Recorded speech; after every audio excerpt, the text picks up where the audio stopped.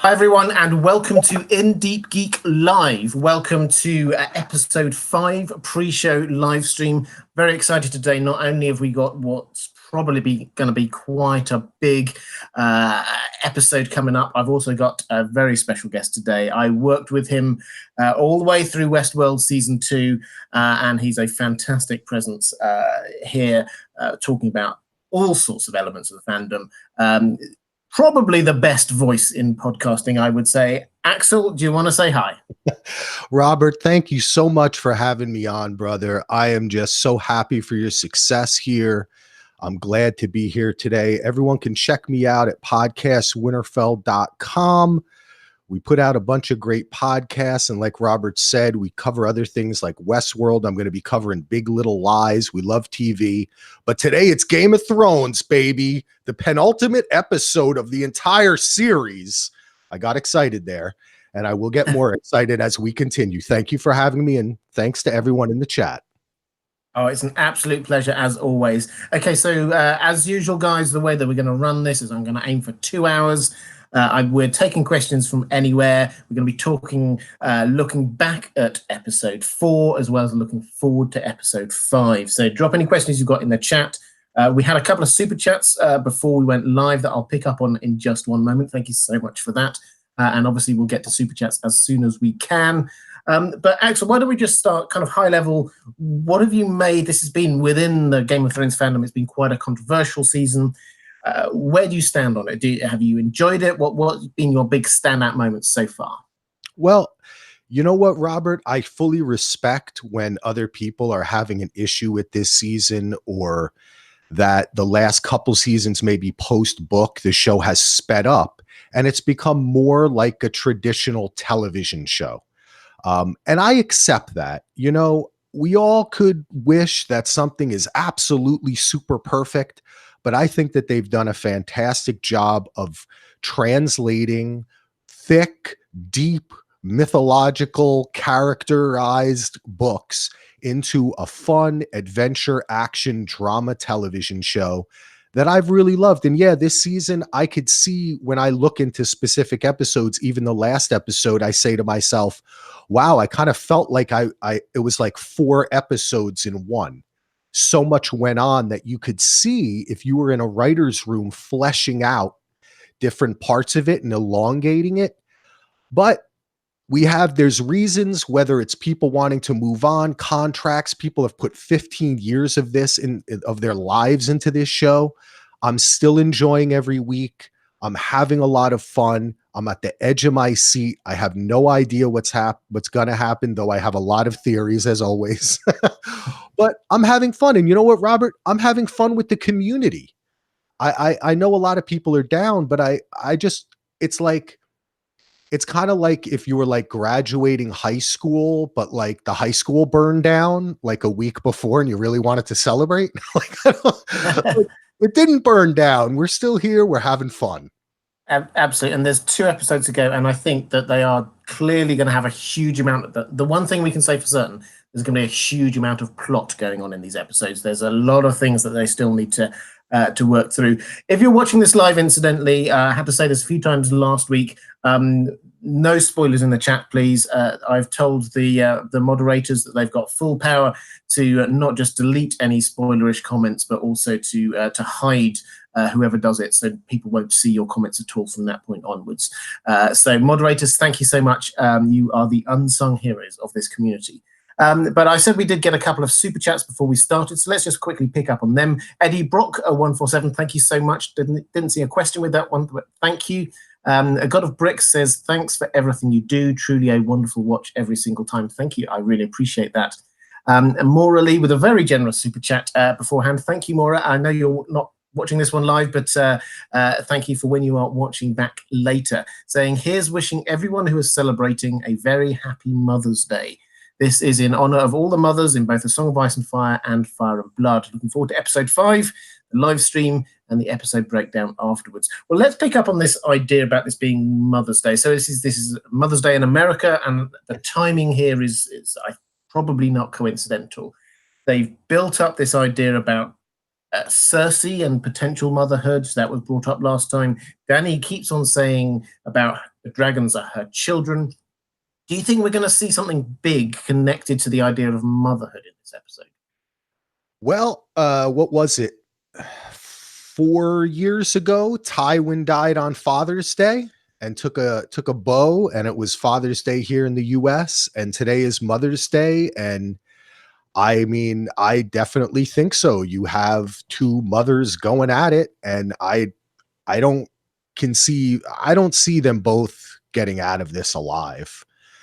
Whether or not it's from their own doing, which I'm kind of a fan of, or each other, we have reached the point where not only is obviously the series is coming to a close, so you can guess that people are going to perish in a meta way, but also in our story, Dany is alone. She's isolated. She's lost her last real advisor, and looks to me like she was heading right back to that dragon. So I think, Robert, that we are going to see a big boom that probably starts with yellow and red, but ends in green, because Cersei loves that wildfire, and this show loves to do things in threes and repeat those themes. And as they always say, we had this in our toolbox. We had this peg that we could go to. And there's been some pictures floating around of, from the trailer of, you can see a little bit of barrels, on here and there. So I think we're gonna get not only the fight of the mothers, but the theme too. I think that's going to be an important theme through this episode. Yeah, I think you're right. And just incidentally, for those in the chat who are asking, yes, there is a different Mother's Day in the UK. It was back in March. I think you're right. What they clearly played up is this symmetry between Cersei and Daenerys, with Cersei with her three children that she lost, and the loss of those three children, they've been very much presenting as being, that was the moment that she kind of flipped from being somebody who's cruel and self-centered, but to be something worse than that. And with Dany, they've been clearly getting at this idea. She also has three children, the three dragons. She's lost two of them. What happens if she loses the third? Is it going to go the same way as it did with Cersei? So I think that's the symmetry that they're playing with. They're clearly building up to this idea that that Dany is going to go mad, as it were. Now, as it stands, I don't know what's going to happen in this next episode. As it stands, I think mad is the wrong word. I think that she clearly has had quite a, let's put it mildly, quite a rough time. She's lost two of her children. She's lost her best friend. Before that, she lost Ser Jorah. She's lost so much in this. And she's also probably stressing about her relationship with Jon quite a lot at the moment as well. She's in a bad place. And that's not madness. That's her being in a really bad, dark place. And that is very human and very understandable. What the interesting thing will be in terms of the plot going forward is what this means for them when they're playing with this idea about if another dragon dies. And I think another dragon will die. I think that's the way it's going to be going. Jack Hurst, thank you so much for the super chat, saying UK based with a 9 a.m. start. Considering staying up to watch the episode, it'll only be worth it though if it's amazing. So, Robert, will it be amazing? Well, I think what I will say, I honestly, I don't know. I think though that what this will be is going to have lots of things happening, and I think that you will not want to miss it, because whether you enjoy it and think it's amazing or you don't enjoy it and don't think it's amazing, the way that they structure the seasons of Game of Thrones has always been the penultimate episode, the one before the last one, that is the one with the huge things happening, and then the final episode of each season is kind of more of a wrapping things up and just sort of tying off the bits of plot. So I think this is where the big bits of the King's Landing plotline will all come to a head in this one. Lucas Giorgio says, Dany once said, "I'm not a politician, I'm a queen." Do you think she still follows this narrative? Also, thank you for your optimistic outlook on the show. Thank you. What do you make of this one then, Axel? A politician, not a politician, a queen. What do you think the difference is between the two in her mind, at least? Well, I think that there's a difference between being a coalition builder and being a ruler. And I think that this has been Dany's struggle throughout this series, right? What does it mean that she was born to be the queen? What does it mean that she can walk through fire and come out on the other end? No one was there to tell her, right? There's an important line, a Targaryen alone in the world. There isn't, right, a more sad thing. And really, Dany has been alone. She's had these advisors come to her, but she hasn't had another person like her, another Targaryen, her father, her parents, her group, her family, to kind of guide her. So she's been on this sole mission to rule. And I think in her own mind, by bifurcating the ruling and the politician, she has, in a sense, done away with the idea that she is a person that can compromise and find a middle way. And I think that's where the problem lies. And I think they've done a pretty good job of laying that down. And this will be the final determination of that. Will she think that only power can succeed? Or will she realize she should have listened? They should have never went there. The reason that Rhaegal got knocked down out of the sky is the same reason that Jon said he didn't ride the dragon, because it was tired and needed to rest. And she's pushing. And unfortunately, I think we're headed towards a bad end for Dany. And I would agree with you. When that dragon goes down, Robert, she might be on top of it. And she could maybe survive a fire, but I don't know if she can survive a fall. Well, I think Drogon is not long for this world. So he certainly won't be in Westeros at the end of the season. That bit I'm absolutely convinced of. I think it's very likely that he will die in this episode.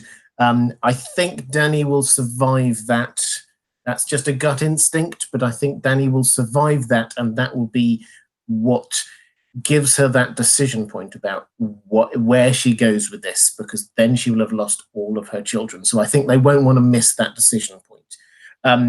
For me, though, I think one of the things which is fascinating, in the books make quite a big play of the difference between being a conqueror, they mention it on the show as well, being a conqueror and being a ruler. And when she was in Meereen, in the book, she's there for a long time, and she clearly is struggling at it. And it was a hard task. Culture she didn't understand at all. But she found that quite hard, and the pressure on her from people like Quaithe in the books is to remember who she is. She's a Targaryen, she's a conqueror. And in the last season and season before, season 7, we've seen continually that her instinct has been to attack, to conquer, and her advisors have been trying to rein her in. I think that's going to change this episode. I think that she's going to start ignoring what her advisors are saying and actually just go on the attack. Jack Hurst, thank you so much, says, wow, Axel, I was really worried about something to do with work. Then I heard you speak, and now I've forgotten what it was. As I told you guys, the finest voice in podcasting.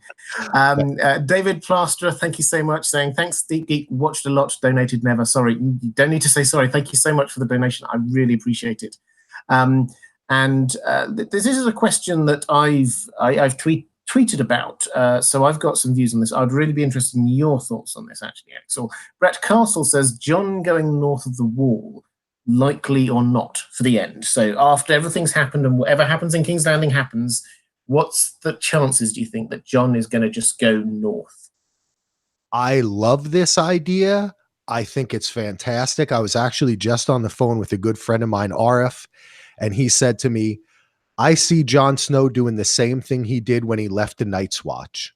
He doesn't want anything to do with when things get too messy and confused, and he feels that people are not following the best interest of really themselves or the people. He kind of has to go and do his own thing and step out. And I could see that happening, Jon going north of the wall. Whether that's to join Tormund, because another interesting line that Tormund had last episode is when he said goodbye to Jon, he said something like, you've got true northern blood in you, Snow. And what he meant when Tormund says that doesn't mean northern, that means north of the wall, wildling. And that's a theme that's played throughout this whole series and in the books as well, right?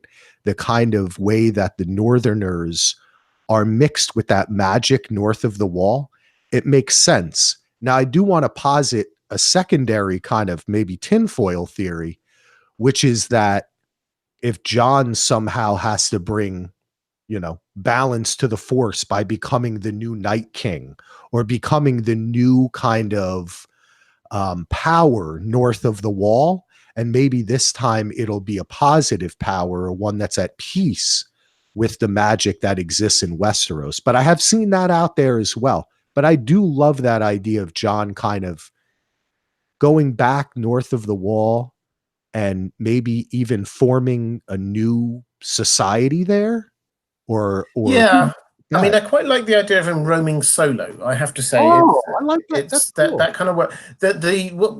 When I said I tweeted about this, what I was picking up on there was something that has been a running thread throughout this relationship between Jon and Sam, which is an echo of the relationship between Frodo and Sam in The Lord of the Rings. That there's lots of beats to this. They've done it all the way through.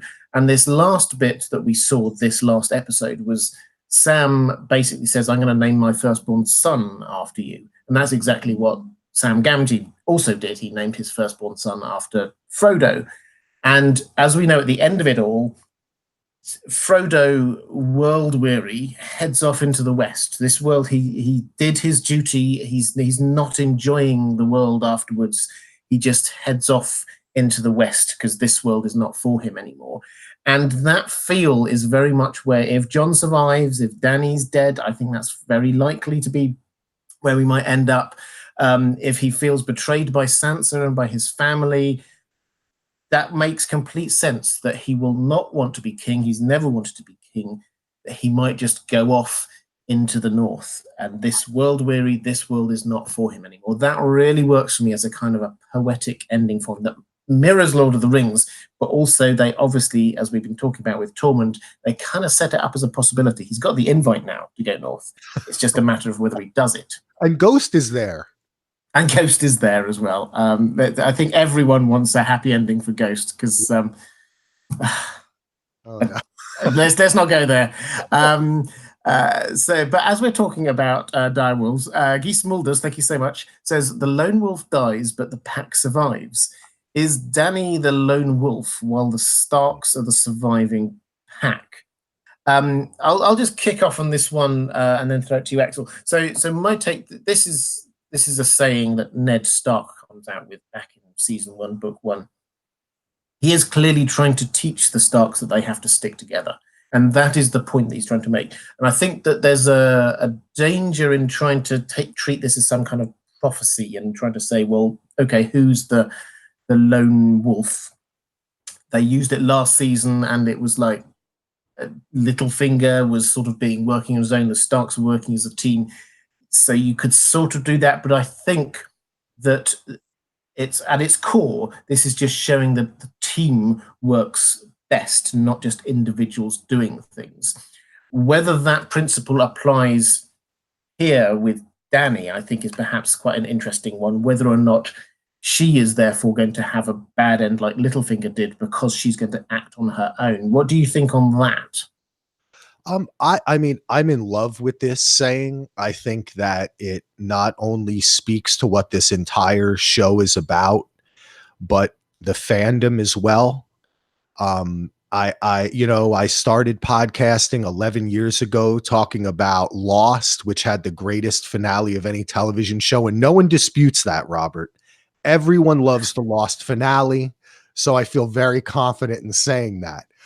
But as far as Dany, that's a very perceptive notion there that now it has reversed, right? And she is like I was saying before, a Targaryen alone in the world. The theme of this show is people have to work together. And unfortunately, I think a big theme of this show is how people deal with trauma, how people deal with loss, and whether, like the Night King, they are transformed and hurt and turned into something against their will. And then they take that anger and they lash out at everyone, or whether, like some of the other great characters we've seen, they take that and they use it as an opportunity to learn about themselves and grow and become closer to other people and find love. And Dany is at that point right now. And unfortunately, it seems like she's not going to choose the love part. She's not going to choose to try to find a way to make this better. As we saw in Tyrion's Peter Dinklage, amazing acting there, begging Cersei, this doesn't have to happen. All these people don't have to die. Dany's not even considering that. She's just acting with rage. And unfortunately, all alone, there's maybe no one there to stop her or give her better advice. Yeah, I should probably just say in the chat, your comment about the lost ending is getting a lot of comment. We'll just leave it hanging in there. I think you can decide for yourself whether Axel was being sarcastic about his phrase for the lost ending. We'll leave it. Personally, I have seen better endings to TV shows. Let's say that. Stan Tihi says, do you think it's possible that Cersei marries Jon? The end of the War of the Roses was ended in marriage. Tyrion and Sansa seems a misdirect. Yeah, for those who haven't come across the War of the Roses analogy before, this is the original inspiration for Game of Thrones, which is why we keep on coming back to it. George R. R. Martin says that this is where he initially started getting his thoughts about how it might all work out, or for the setting, actually, really, rather than how it's all going to work out. And in that very long story short, but house, or the Lancasters' house, is obviously like Lannister, and the York house, obviously like Stark. They were fighting for a long time, and that ended with the two families being joined together in marriage. And so the thinking and the theory has been for a long time that if they go down that route, then who is it in House Stark who looks possibly up for marriage? Well, the only real candidate we might think is Sansa. And how about Tyrion, who she was already married to, for House Lannister? So that's that theory, which I like. I don't think they're necessarily going to go there, but I do like it as an idea. But this idea of Jon marrying Cersei, well, I have some thoughts, but Axel, what do you reckon? Do you think Jon would want to marry Cersei? Do you think Cersei would want to marry Jon? Well, I was trying to put on my writer-director hat and see how we could get there. And I don't know how we could get there, because I mean, it could play into your idea of Jon kind of like turning away from everything. You know, that he's put in a position where even Sansa is like, this is what we must do to have peace in this land, you know? And that would also mean that Euron would have to be taken out, which means that there's no comic relief, and Tormund's gone to the north, so that's sad. But yeah, I don't really see that happening. I don't think that Cersei is one to negotiate really at this point. The negotiation with Missandei was a public execution. That's what it was planned from the beginning. She didn't plan on doing anything but that. So I think she was baiting Dany. I think she wants a battle. She wants a war. She's past any type of redemption. I would be utterly shocked if they could pull it off. I would say bravo. But as far as your notion of Sansa and Tyrion, I love this idea. I know some people in the fandom don't like it for various reasons, but I think the show could pull that off. And I'm a huge Sansa fan, so I think that she would be a wise choice to not be a queen, maybe a prime minister. I don't know if we need any kings and queens anymore. Maybe a prime minister, and I don't know what other word they might use that George could come up with, or Dan and Dave, but I kind of like that idea, Robert. Yeah, I mean, I've played around with it a few times in a few different videos as a potential ending, and I think that they're both characters who have got a good chance of getting to them. Sansa a better chance than Tyrion, I would probably guess. But yeah, I think she will survive, and I think that she will be in power. It's just a matter of where that power extends. But I think I would agree that no, I can't see how we would get to a point where Jon would ever want to marry Cersei. That's where I would go to. I don't think that he would ever think it would bring peace. I think he's just going to be in a world in this episode and the next of just having to do what he has to do in order to bring peace to the realm, to end the wars. I think he is now at a place of just having had enough of it all. He's just doing his grim duty in the way that Ned would have done. But Anime Lover Nicole, hi, says, who will be the first to die on Team Dany and Jon? What do you reckon? Just let's have a quick prediction time on this one. Who's going to die first? There will be characters dying. Who do you reckon? Tonight, who's going to die first? Wow, that's a tough one. I'm going to have to go with Grey Worm. Yeah, I think that's probably a good shout. I think possibly Drogon, for the reasons I gave before. But yeah, I think there will be a lot of character deaths, not just, and I think that there's some criticism that I wasn't quite sure about episode 3 that no major characters died. I think we will get major characters dying this episode. I think that this is the one when we're going to see the end of some pretty significant storylines. Dracarys Noir, thank you so much, saying love all your work and the community. What are your thoughts on the possibility of Jon riding Drogon or Drogon going riderless into battle? I think, just to kick this one off, I think that Dany is going to be riding Drogon. I think that's where it's going to be at. The only way that Jon would be riding Drogon is for whatever reason Dany gets injured or something like that, and then he takes over. But the question is, what would he do with it? If Jon is riding Drogon, is he really going to be the kind of person who's going to be like raining fire down from above? That doesn't seem his kind of character. So my guess is that this is going to be Dany riding Drogon, and then they land in some way, whether taken down or whatever. I don't think Jon is going to be climbing on board. But could you see a way that we could end up with Jon riding Drogon? You know, I mean, there's a way.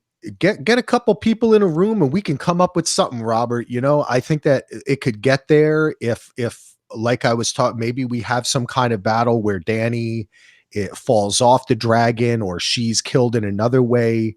You know, there's some theories out there that Cersei has maybe hired the faceless men to take out Dany in this episode, and we might get a kind of left field death in that way.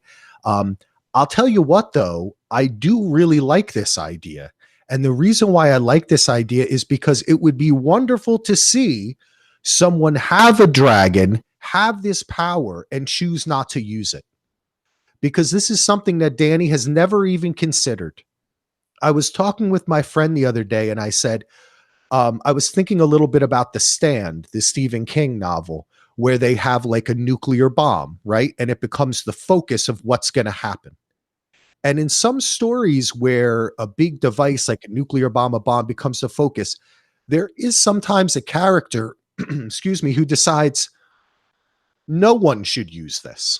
This is too powerful for anyone. This is not going to solve problems. It's just going to cause death. And that's why I've always thought that Dany was going to go over the edge throughout this whole series, because she's never even considered that.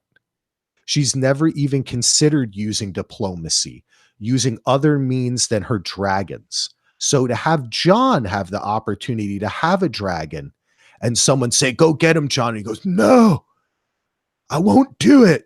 That would be kind of beautiful in a way. So I like that thought. I don't think it's going to happen, but I played it out in my head and I like it.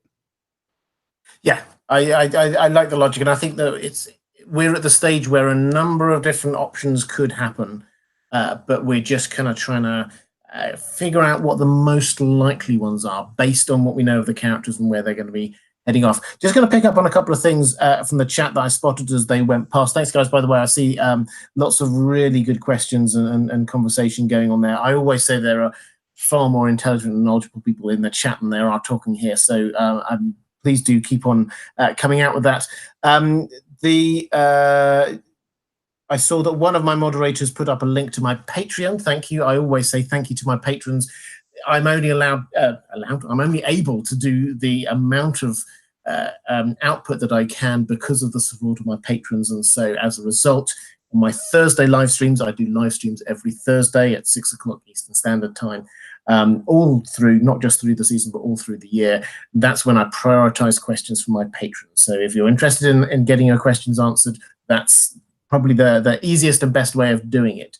And we also had a question that one of my moderators picked out from Nicola Juracan, a long-time viewer, saying, will Tyrion warn Dany about the potential betrayal of Varys? I think this is a fascinating question. I did a video about Varys and his betrayal, and I think this is the big question to start off this episode, because basically Varys has told Tyrion that he's going to he's going to betray Dany, and he's going to try and get Jon onto the throne, and that to Dany would be treason. And so if Tyrion doesn't say anything and she discovers that Tyrion knew, then he would also be viewed as being guilty of treason. So this is a huge decision for Tyrion right at the very beginning. What does he do with that information? What do you think he would do, Axel? Do you reckon he will say something? Will he betray effectively? Will he betray Varys or Daenerys? Well, first off, your video is awesome and everyone should go watch it. And I love the way that you give the background of Varys and all that. He's a fantastic and wonderful character portrayed by a magnificent actor. I question, I do. I think Tyrion would tell Daenerys, and I think he may already have. And I had an issue or something I noticed with the last episode. We have the whole scene between Tyrion and Varys, and he effectively says, I'll have to kill Dany to take her out. I mean, if you read between the lines, that's what he says. And on our podcast, if you download the last podcast, Heath and I acted out that whole scene between them, and I played Tyrion. And it was a lot of fun. We had a lot of fun, but I really wanted to do it because I thought it was so important. And there's a part where at the end where Tyrion says, please don't. And that's what he's saying. Please don't do this because you're going to get yourself killed. I have to tell Daenerys about this. Look at the position you're putting me in. And I wonder, after that, there was another scene, and then we went to the scene where they're meeting Cersei. It was kind of a time jump. So I wonder if something happened in between that time, because this show is fond of leaving off in an episode something of that nature. Something has to be decided, moving on, and then we see later that it was decided off screen, but we see the results of it. So it's possible that Dany already knows, or that if Tyrion hasn't had the opportunity to tell her, that Varys has already enacted a plan, and it may take place right if we jump right back into the scene of Dany heading to her dragon, which is, I feel like we might. So yes, I think Tyrion would tell her. I think he might. And secondarily, a plan may have already come into action that we haven't seen, either through Dany or Varys. Yeah, I think that's very true. The showrunners do like doing this kind of like hiding a scene from you and then showing you something in a kind of a surprisey way. They're big fans of surprise, as you've probably noticed. And I would just add that someone was asking earlier about who's going to be first to die. That was anime lover Nicole. I think Varys is a very good chance to be the first to go. If he does get sort of put in front of Daenerys by Tyrion, then she's already told us last season what she'll do. She's just going to burn him. And I think that we could see that reasonably early in the episode. Just picking up on a few super chats coming through. Sheeny Donut saying, just supporting the channel. Thank you so much. Very nice artwork on Podcast Winterfell's background. Yeah, he gets a lot of praise for this. I remember back in Westworld, we had people saying it. Artists, is that okay? Yeah, why don't I, when I next throw a question to you, why don't we, if you tell us a bit about that, I think that'll be good. Broken Bird says, honestly, I just want to hear Robert say my name in his finest voice on YouTube. Thank you. Amanda. Thanks for all you do. And Stephen Middle says, how would you see the future if Dany sat on the throne for the next 50 years, then Jon and maybe them together? So I personally, I don't think, this is my take, is I don't think the Iron Throne is going to survive. I don't think Dany's going to survive. I don't think Jon wants the throne. I think those are the three things. I might be wrong about one of them, but I think at least two of those three things are going to happen. So the idea that Dany and Jon could rule together is the sensible one that politicians are talking about, but I don't think that that's going to happen. I do not think that the ending of this great story about how power, the thirst for power has caused so much carnage is going to be, well, we'll just put another person on the throne. I can't see that that's going to be the way that this ends. But what do you think? So I'll throw a sort of open one off the back of that about who is, if anyone, going to be sitting on the Iron Throne. But then please, yes, also tell us a little bit about the art behind you. All right. Well, I'll start with the art. This over here is my friend Craig Anthony Miller. He's a great Brooklyn artist and muralist. And if you've walked around Brooklyn and seen huge, like block-long murals, he did them. He's amazing. And the one behind me actually was done for the movie Serenity from Firefly. I used to work at a video store called World of Video in Manhattan. It was the best video store in Manhattan. And my friend Lou did this, Ludwig Anton. And if you can look back, you can see that it's the people from Firefly. He also did the kind of weird alien creature on the door. So thank you for noticing. And that's awesome. Art is the best. Now, Robert, we couldn't agree more. That's why I always love talking to you. And thank you for the compliments on my voice. It's just natural. I think you have the best voice. And if you've ever heard Roberto, such a loving. It's well, it's true. Your voice is amazing, man. I almost fell asleep when I was listening to it last night. It's so soothing. And Roberto from A Pot of Cast has a great voice too. So we cover kind of all the accents of Game of Thrones a little bit. I'm probably from Flea Bottom because I'm the American, but that's all right. I think that I agree with you wholeheartedly.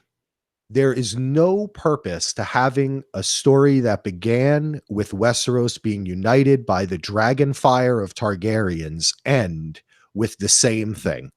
That's the circle. That's the definition of what a wheel is, right? So I've never understood that from the beginning. Also, the idea that this show is about the people and is about shucking tradition, finding new tradition, or finding truth in tradition, because tradition isn't always bad. Oaths, history, these are not bad things. These are the things that our ancestors worked hard to give us and sacrificed, and we should respect that. But we should also respect that, especially in this story, what has happened is people have in effect become slaves to their tradition and slaves to their oaths, while the powerful do not follow those, and they use them as a tool to keep power or to take power. So how do I think Dany on the throne for 30 years would look? I'm not sure that she would be the worst leader, but I don't think that she would be the best, because I think quite often, as we've seen, her first instinct would be fly the dragons out. It wouldn't be, well, why don't we have emissaries there already talking to people? Why don't we have like King's Landing should have embassies in all of the kingdoms, and they need a little structure here, right? That's why I like Sansa. They need a little sensible structure so people can communicate with each other and the needs of the people can be met. Yeah, I agree, and I think that the whole you were talking about breaking the wheel. This is very much a show concept. They played with it quite a lot, and it's clear to me that when Dany was saying this, it isn't being used by her in the same way that we might think of it. Because when she says, I want to break the wheel," she is meaning She wants to end all of this time of one house being on top, then another house being on top, and then another house being on the top. She wants it to be perpetual Targaryen rule. That's what she means by breaking the wheel.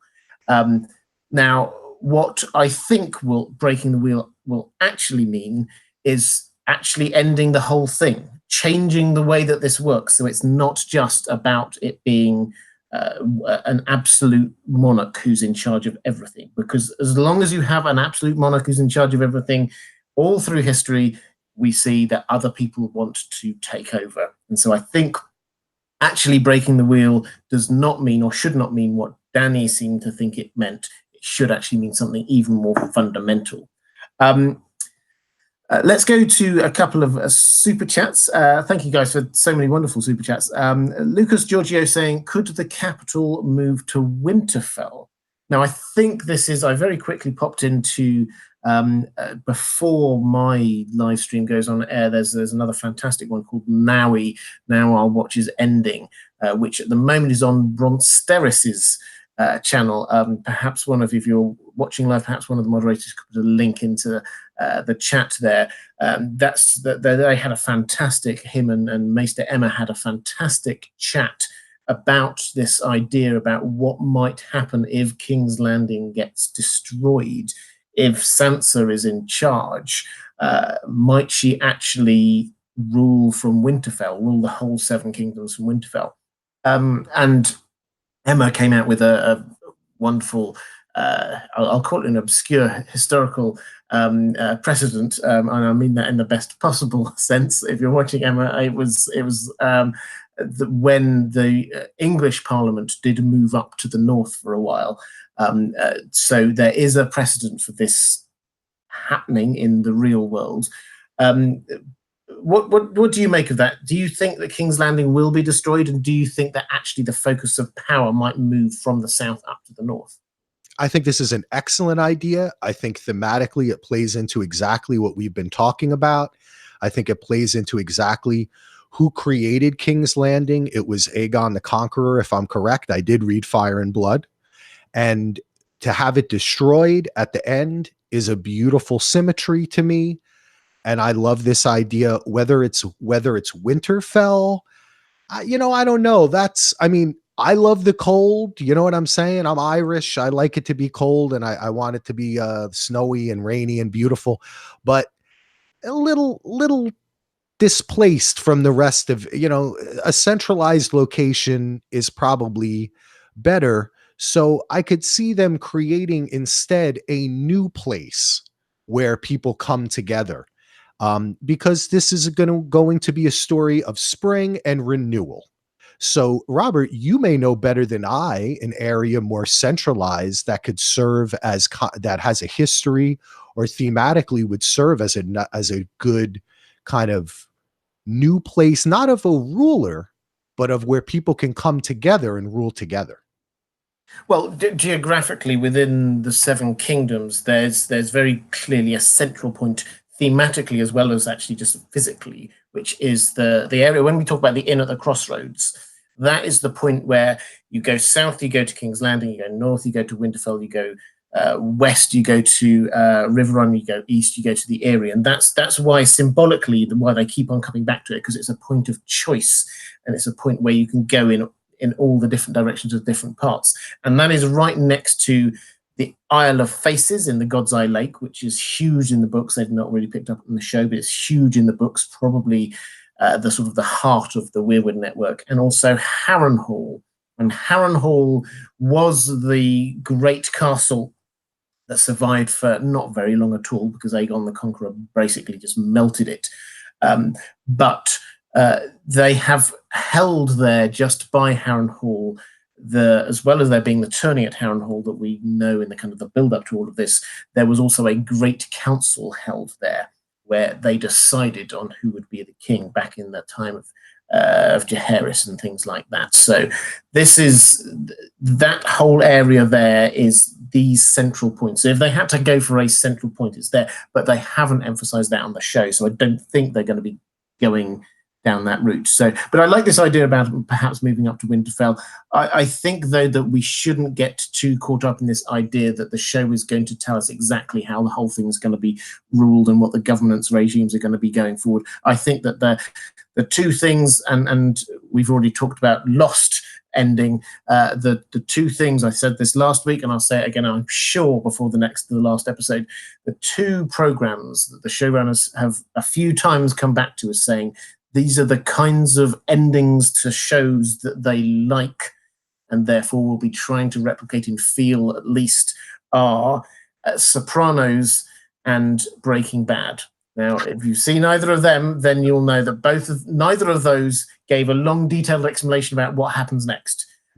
So they are wanting to end at the point at which the dramatic storylines, the tension ends and has some kind of satisfaction and resolution, rather than necessarily telling us exactly what happens to each character afterwards. So I'm trying to warm people up to this idea that we might not get all of the detail we want about what happens afterwards.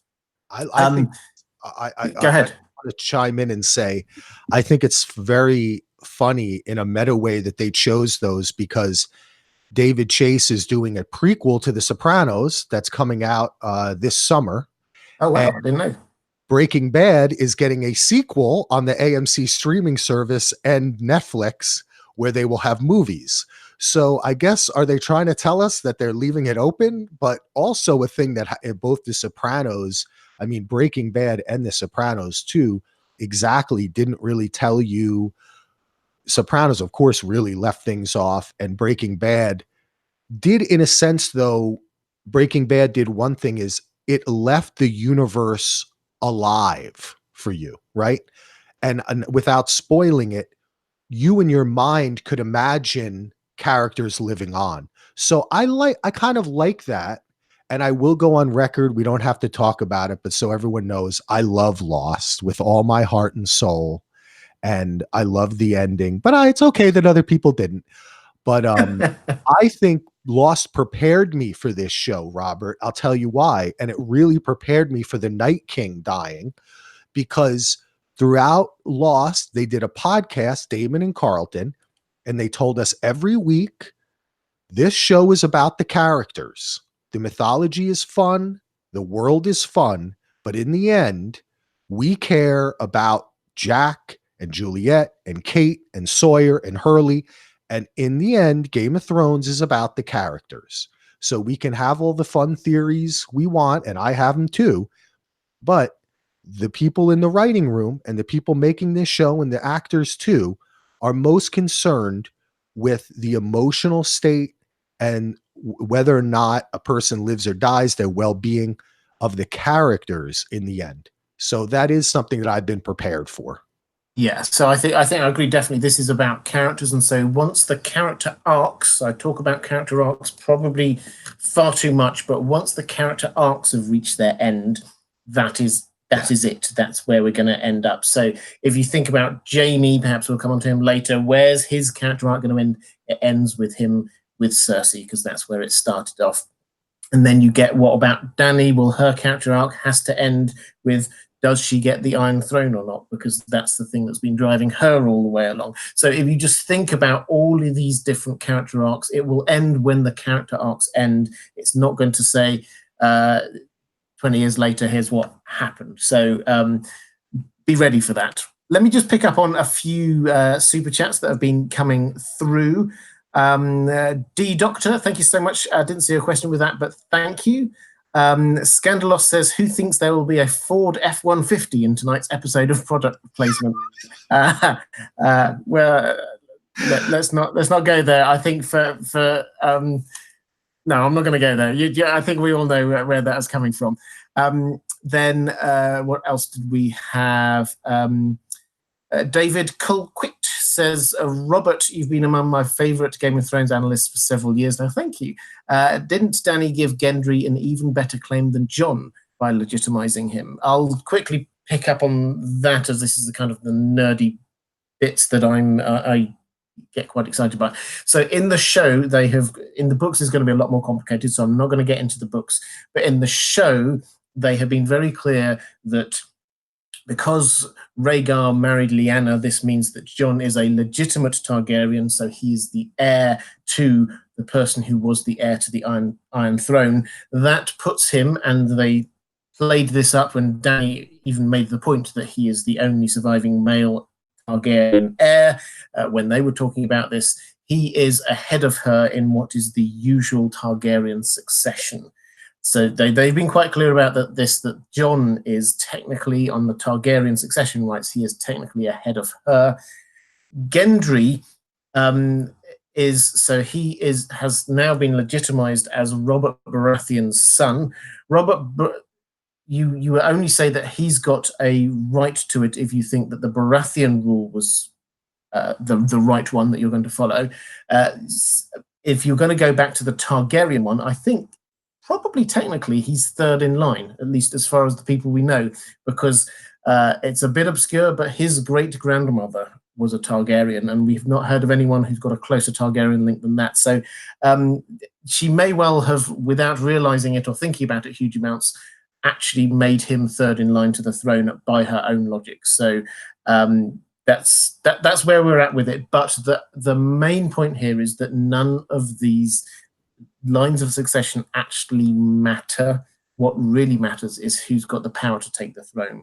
That's where all of this is. We saw that again and again. Fire and Blood Part 1 didn't actually matter who the heir to the throne was. It mattered who took it by force, and that happened. There was a succession crisis literally every generation in Fire and Blood Part 1, and there were battles and things going on about it. It's not just it's this person who's obviously going to have a takeover, then it's going to be that person, then it's going to be that person. It's never straightforward.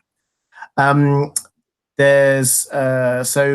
I'll throw this one at you. I think Axel, which is from Lunkan Gaming, saying, "What do you guys think about Bran becoming king?"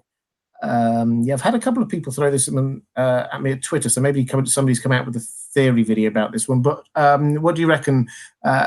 Is there any chance Bran could become king? You know what? I mean, I hadn't really considered it. I think you probably end up with a lot of babies cut in half if you get that reference, because he's so he's not exactly taking, as he said, he has no needs, he has no wants any longer. He's not really human. I don't really know if you want someone that doesn't have heart, that doesn't have soul, that can't empathize or sympathize with other human beings making decisions. It'd be rather like a robot. We could end up on Westworld in that situation, Robert. I don't know about that. But I can understand the idea that because he has such a link to all the history here, right? And what people have done right and wrong in the past, that he could be a valuable asset. But as a king, I don't see it. Yeah, I think I would have never seen this until one probably throwaway line last episode when Tyrion says to him, "You don't want to rule," or something along those lines. And that's the first time when they've played up with this idea that Jon would be a good ruler because he doesn't want to rule. That's the first moment I thought, oh, are they setting up something here that because he doesn't want to rule and because he clearly knows everything, would that make him a good ruler? I think for me, he would not be a good ruler. And I think I would be quite disappointed if he did end up on the Iron Throne. He certainly doesn't seem to be the person who's going to be putting himself forward for that. But we'll have to see on that one. There's Matty Jones, thank you so much, saying Jon will go north to the Wall like season 1. Yeah, we covered Jon going north a little while ago. I don't think he's going to go to the Wall, so to speak. I think that he would go to the north, beyond the Wall. That seems to be the implication of the invite anyway. Let's have a quick look. So Peter Rowan saying, "Hi, Robert from Washington State. Hi. Yours is the best intelligent discussion of Game of Thrones. Thank you. Do you think that Game of Thrones has suffered in the art of the story due to a truncated season?" Slante, back at you. Well, my take on this one, Axel, I'd love your thoughts on this. Is that yes, they have. It's not just the season. I think that they've that the last 2 or 3 seasons they've truncated. Truncated is probably the wrong word. Streamlined is probably the way I would put this. Streamlined the story in order to get to the end point. Now we could speculate as to why that is. George R. R. Martin, in one of his slightly more off-guard moments, said that he had hoped that they might do 3 or 4 more seasons than they are going to do. So in his mind, the story justifies a little bit more. So do I think that the storytelling has suffered? I think, honestly, yes. But I think what has happened more is that they've changed the way of telling a story away from a literary adaptation, which it definitely was in the first 4 seasons. They took as much as they possibly could from the books, and that meant it was a lot more character driven. It was a lot more plot development, intrigue, things like that. And then in the last 2 or 3 seasons has been a lot more TV show, and it's been effectively a story inspired by the books because they haven't got books to go on. And that has meant that they have told more TV style things, like the whole Beyond the Wall. I've spoken about that far too much, so I'm not going to go on a rant about it. But the Beyond the Wall episode last season was a made for TV thing. That was the way that they thought that this would look good. They said it. They've said as much, that this is using their TV producers' skills rather than trying to do a literary adaptation. There's a flip side, which means that when it works well, it works really well. When Cersei was blowing up the Great Sept, I thought that was fantastic use of TV skills to build the tension with the music, with the moving from one place to another, the showing, not telling, as Marjorie's figuring out what's going on. I thought that worked fantastically. So it's not so much the truncation that's changed for me. It's the way that they've been doing the show has changed. But do you have any kind of like thoughts on that, how it's worked since they've not had the source material? Robert, I think that your assessment there is a spot on, as they say across the pond. You're right, man. They had a safety net and they lost it. And their safety net became doing what they knew how to do or had learned how to do, make a television show. I think that definitely it became more TV than adaptation, as you described. I also think that HBO probably would have loved them to go on another 10 season, because guess what? We're going to get prequels and other and miniseries and movies and all that. This is their property. Disney has Marvel and Star Wars. HBO has Game of Thrones. There's something to be considered here that I want to mention, which is the amount of, on the production side, the amount of trust that the HBO brass, the suits as they call them, gave Dan and Dave. There's another very popular show, which at one point was the most popular show in the world, and that's called The Walking Dead. And AMC Networks, which owns AMC, decided to fire Frank Darabont when they felt he wasn't going in the direction that they wanted, to elongate storylines. And in HBO's case, they decided not to do that. Now, you tell me, what's a better show, The Walking Dead or Game of Thrones? In my opinion, it's Game of Thrones. So we did lose something here by retaining Dan and Dave, which may have also had to do with the fact that Warner's was for sale and is now owned by AT&T and has a different mandate. If they were sold 5 years ago, Dan and Dave could have been fired, replaced with different showrunners, cast members could have left. There could have been strife behind the scenes, but now what we have is, yes, a truncated story. There's no doubt about that. And I do agree with that, even though I'm positive about the show. But what we do have is a company of actors and production people who love what they do, who love telling this story, and who are happy to tell it.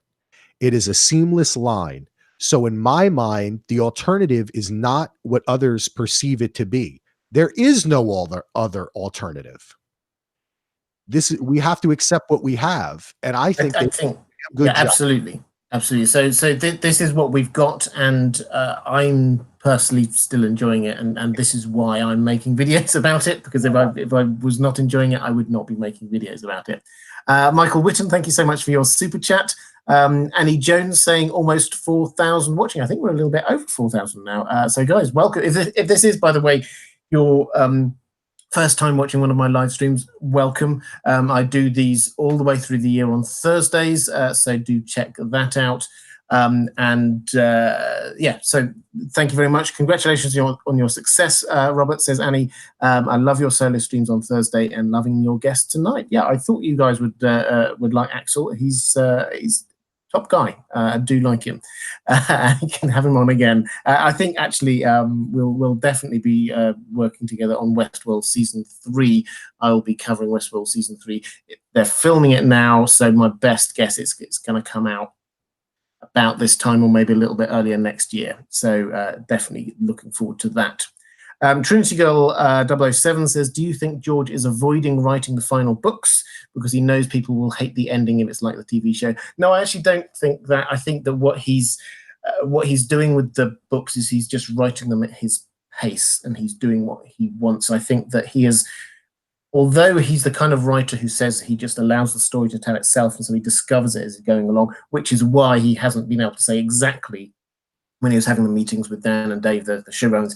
He couldn't tell them exactly what was going to happen at the end, but he has, and he's been very clear about this, he has been seeding all the way through the stuff that he has written where this is going. He's been giving little hints, there's bits of prophecy, there's little bits of foreshadowing, all of these kind of things, and so he is now set in the way that he's going to end this. He's not going to look at this and go, oh, people don't like it, therefore I'm going to change my ending. I think he knows where the ending is. He might tweak little bits here and there as he goes along, but he knows roughly where this is going to end. And a lot of what is happening, not the detail, but the sort of the big level things like the threat from the White Walkers being dealt with before what happens in King's Landing, that level of stuff, I am pretty sure is going to be the same in the books. Ricardo Guira says, is Dany fit to be queen or being judged too harsh? I think at the moment we can't, as I said at the top, I think to call her mad is a complete misstatement of where she's at. She's mourning, she's angry, she's lost lots of people who mean a lot to her. So I think it's incorrect to call her mad queen at the moment. You can only judge somebody based on what they've done, and she hasn't had the chance to be queen yet, so I don't think we can judge her yet. And Anime Lover Nicole asks about who the Prince of Dawn is, because there was a little name check last episode, you might have missed it, where Varys says the new Prince of Dawn pledges his support. So who is this Prince of Dawn? Quentin, Ariana, are they married? Edric Dane, someone like an Ironwood, or as Dornish Dan said, Jose Martel. So the short answer is they didn't tell us. There always is going to be somebody will claim the throne. We talk so much about families dying out and houses dying out and all the rest of it. Actually, particularly with the Martells, huge family, there will be somebody taking over. So I suspect that the show, they won't make a big deal of it. We might see this new Prince of Dawn at some point. We might even get a name, but I think to all intents and purposes, they are going to be generic Dornish prince. They might give them a name. Maybe it's going to be one of Oberyn's many bastard children. Quentin and Ariana, they are book characters who are quite important in the books, but weren't translated across onto the show. As far as I can tell, they just went with one son there, Trystane. So maybe they will just discover another one. I don't actually think it matters. They might give a name, but I don't think that they're going to have the character that we've seen in the books. Rene Monqueo saying the council wasn't a bad idea. Also dive diagonally. And then Sir Bryndon Shivers the Cool says, could Edric Dane be the new Prince of Dawn? So that's just a following up from what I was saying a moment ago. I think Edric Dane. So he's a book character. He's the son of, or the heir to, the Dane House Dane. When you may or may not know, Arthur Dane was one of the knights who was defending the Tower of Joy in that flashback. So he's from that same family. The Danes aren't really connected. They were hundreds of years ago, but they're not really connected to the Martells. So probably the new Prince of Dawn is not going to be a Dane. Let's get your thoughts on this one then, Axel. Guy Smulders says, is there a parallel between the Gold Cloaks, who betrayed Ned in season 1, as on Littlefinger's orders, and the Golden Company, who might betray Cersei for Jon or Dany Targaryen? So I'll throw that one to you. Do you think there's a link? And do you think that the Golden Company, Kyle, who collaborate with from time to time, Azora Hype, do go and check out his channel. Both he and JR from Geek Chat 1, both excellent people. They've both done videos about the idea that the Golden Company might betray Cersei. So what do you think, Axel? Do you think they might? Well, I want to note that I put a hat on. I know LML does wig changes, but I just want to have my Staten Island Direwolves hat to support Ghost. I think that that's an interesting idea. And actually, I did a live stream with, or Tim did with Johnny B. Crazy, and he had the idea that maybe Varys had already paid them off. That part of when he, when he did his kind of travels and gathered people up, that may have been part of what he did. I think that's an interesting idea. The show loves to foreshadow. They love to mirror. They love to bring things back around. So if the Golden Company ends up turning on Cersei, I think that would be marvelous. I also noted from the first time that we saw the leader of the Golden Company that guy has such a face on him, Robert, doesn't he? I mean, like, that is casting. You don't cast a guy with that face if he's not going to do anything but stand there the whole season. That's a little meta there, but I just think that he looks like he's there to do something important, whether it's to help, sack the city on Cersei's orders or turn against her. I could see either one happening.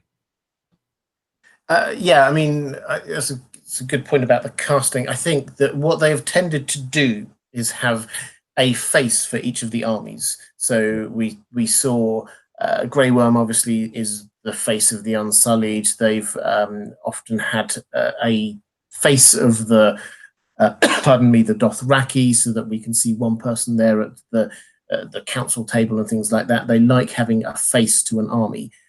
So there's definitely that element to it. I do wonder whether this might be, although I love these theories that they might sort of turn coach, and I think that the Varys one is the one that makes the most sense, because he clearly will have a plan, because that's what he's about. So he will want to turn some people.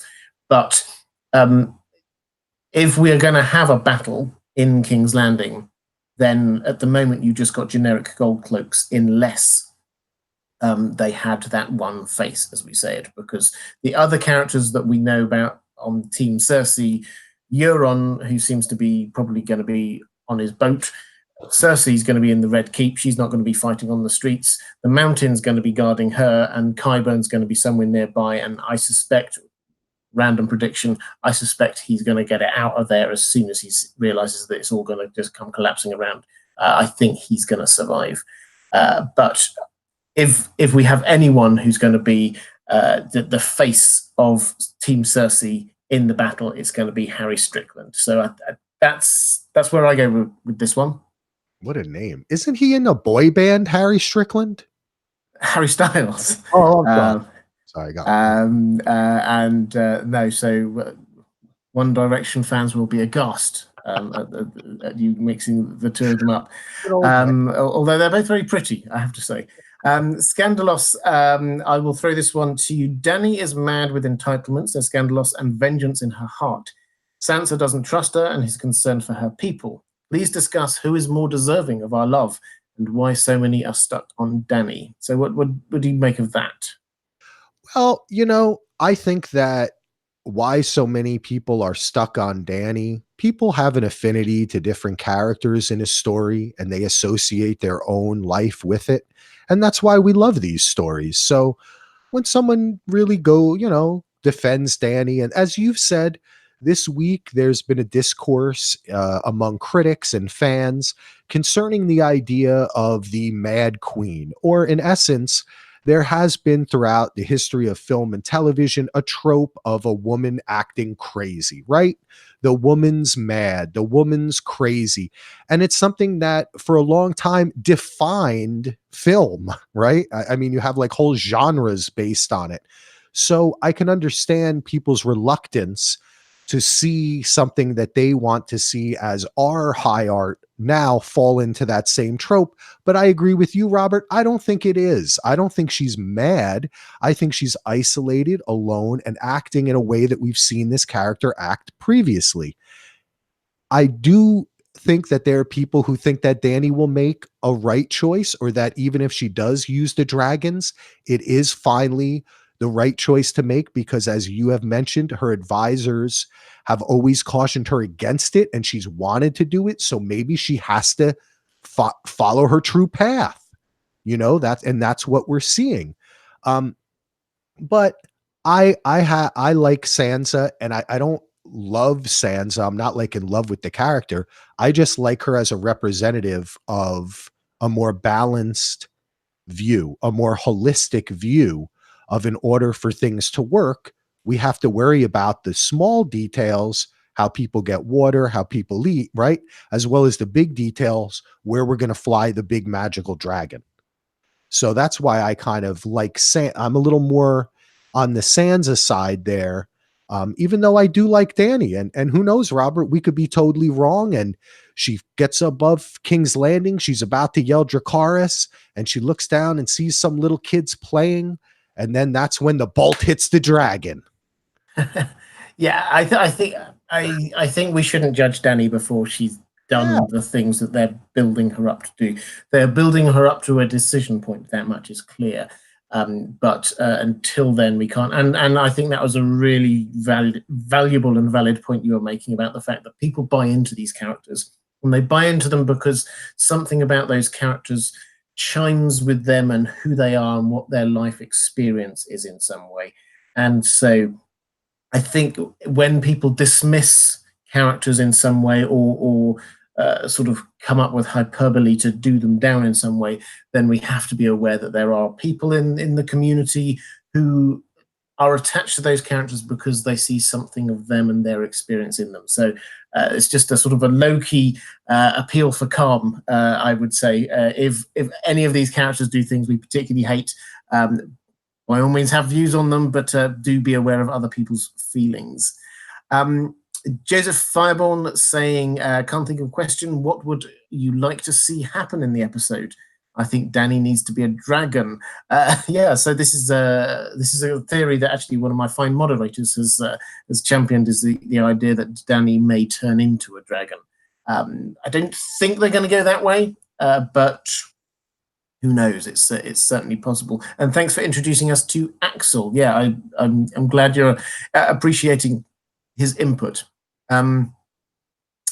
Bill Rowett says, if this ends in a cliffhanger in any way, it will be the worst of all possible endings, in my opinion. It is totally unfair to the fans who have invested 8 years in the show. Yeah, I think that if this is building on what we were talking earlier, I don't think that they're saying they're going to end with a cliffhanger.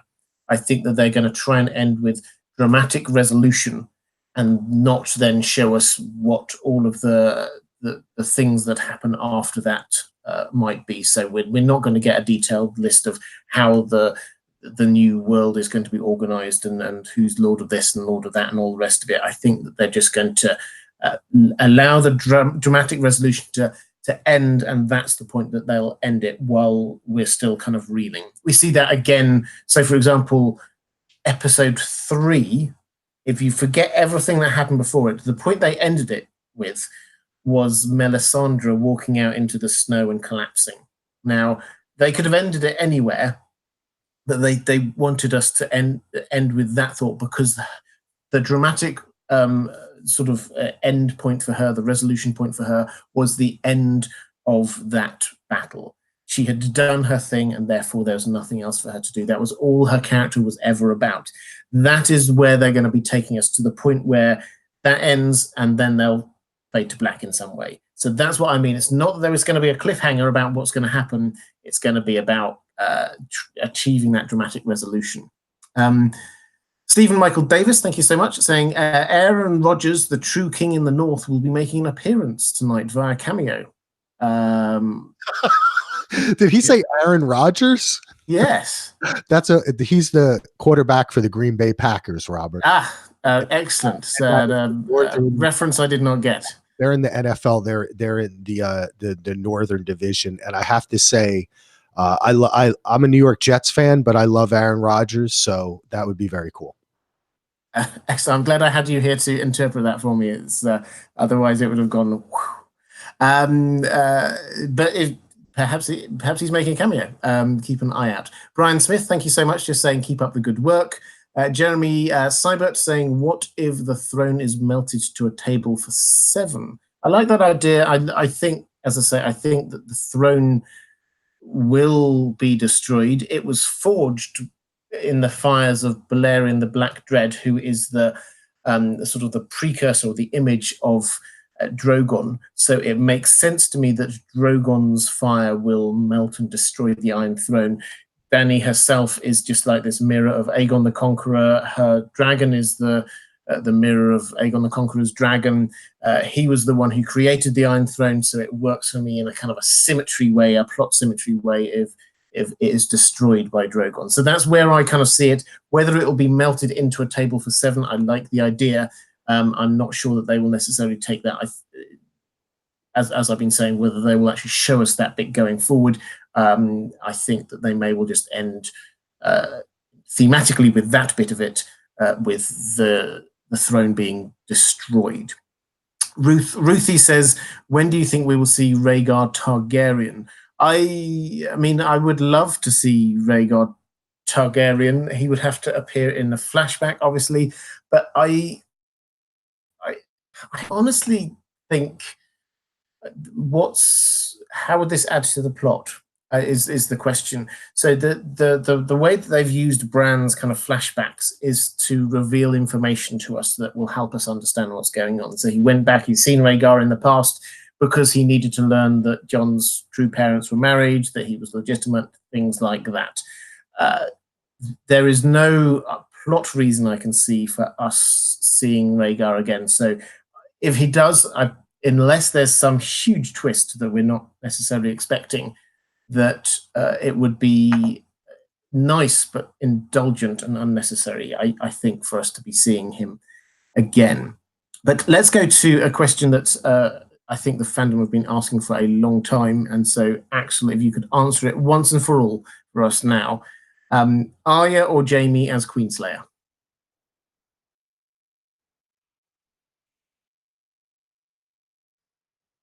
Axel, are you there?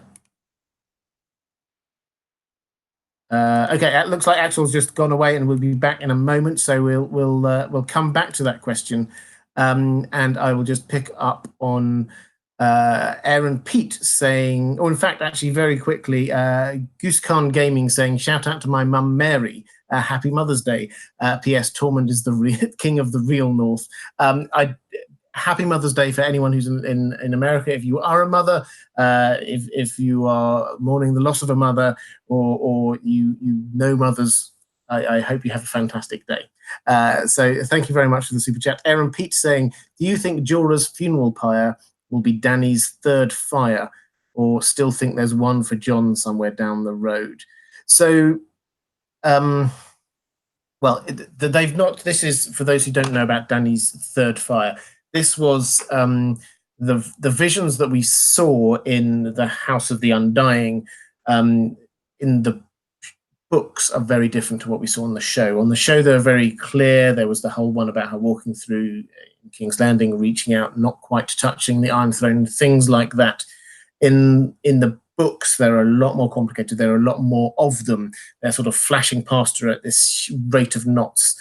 And part of this is this idea that she must light 3 fires. And she lights a lot of fires, but most of them through her dragons.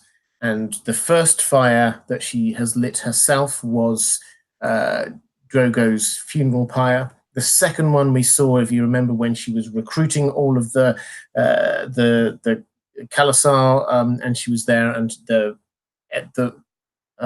meeting house in the middle burnt down, and all the Khals burnt down. That was the second fire that she herself lit.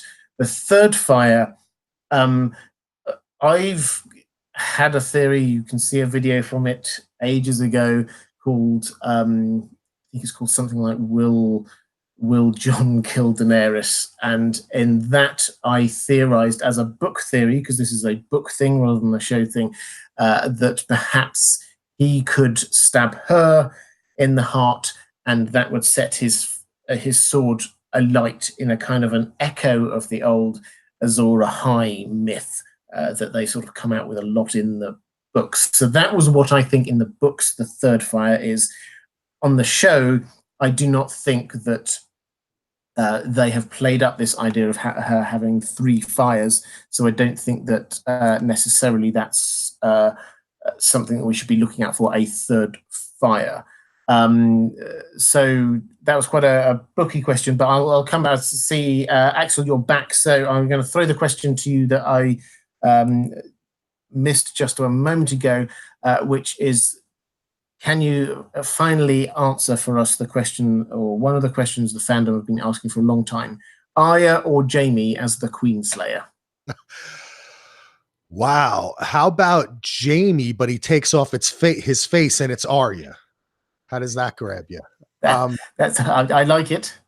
I think I've had this theory, and it really comes from more of a TV perspective, that they could do something like that, where someone would kill Cersei and then they'd remove their face and it's Arya. And then we're hit with the second, oh my gosh, that person's dead too. We didn't know that. So it's like a double realization. But I'm actually more of a fan. If I had to pick between the two, I'd say Jaime. I think it makes more sense to me. It's something that I think I would feel more at home with. Not that I want to feel at home with somebody killing their sister that they had incest with, but I kind of think Cersei's either going to take out herself. I'm kind of a fan of this Dragonfire idea, or Wildfire, I should say, or she is her back is up against a wall. So I'm not so sure that kind of the top 2 contenders are Arya and Jaime. I'd probably go more with herself. And leading the back of the pack, a long shot, is Qyburn, because he is someone who at least has some sort of connection to Cersei, right? He's talked about how she helped him, how she raised him up.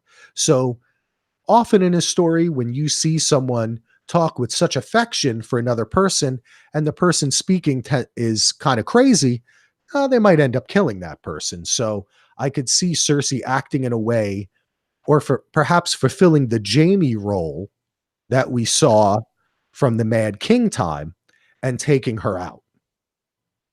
Yeah, so I think in the books, this is my position, has been for a while in the books, is that Jaime's arc naturally ends with him coming back to Cersei, and an echo of the Kingslayer thing that he did to save King's Landing. He killed the king, and I could see that echoing here with him killing Cersei to save King's Landing if she's trying to blow out with wildfire.